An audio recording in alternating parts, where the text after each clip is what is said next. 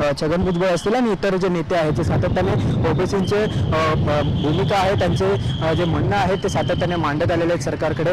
त्यामुळे आता उद्या जरी बैठक बोलवली असली तरी आज या ठिकाणी अशा पद्धतीने आक्रमक भूमिका घेतली, आक्रमक आंदोलन या ठिकाणी विद्यार्थ्यांनी घेतलेलं आहे। त्यामुळे आता लक्ष्मण हाके यांची पुढील रणनीती काय आहे, तर विद्यार्थ्यांचं काय म्हणणं आहे आणि ओबीसी नेते विशेष करून अजित पवारांवर जास्तीचा रोष या सर्वांचा आहे। त्यामुळे अजित पवार यावर काय बोलतात, कारण अजित पवारांवर आरोप केले जात आहेत की ते निधी वळवत आहेत, ते निधी देत नाहीत। त्यामुळे अजित पवार यावर काय प्रतिक्रिया देत आहेत हे देखील पाहावं लागेल। गिरीश, महत्त्वाचा मुद्दा म्हणजे हातात जे फलक दिसलेले त्या फलकांवरती सुद्धा अर्थमंत्री आणि मुख्यमंत्री यांचंच नाव जे आहे ते आपल्याला बघायला मिळत आहे। मुख्य मागणी नेमकी या विद्यार्थ्यांची आणि ओबीसी समाजाची काय आहे, कारण लक्ष्मण हाके जरी ओबीसी समाजासाठी आंदोलन करत असले त्यांच्यासोबत मोठ्या संख्येने विद्यार्थी सुद्धा आपल्याला बघायला मिळत आहेत।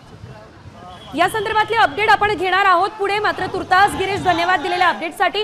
सध्या आपण या दोनही दृश्यांकडे बघूयात। या दोनही दृश्यांमध्ये आपण जर बघितलं तर जलसमाधी आंदोलन जे आहे ते लक्ष्मण हाके करताना दिसत आहे। भर समुद्रामध्ये पाणी पातळी वाढलेली असताना अचानक लक्ष्मण हाके या समुद्राच्या पाण्यात उतरले। आता isakal.com आहे देशातील नंबर 1 ची मराठी न्यूज वेबसाईट। प्रत्येक अपडेटसाठी isakal.com ला नक्की भेट द्या।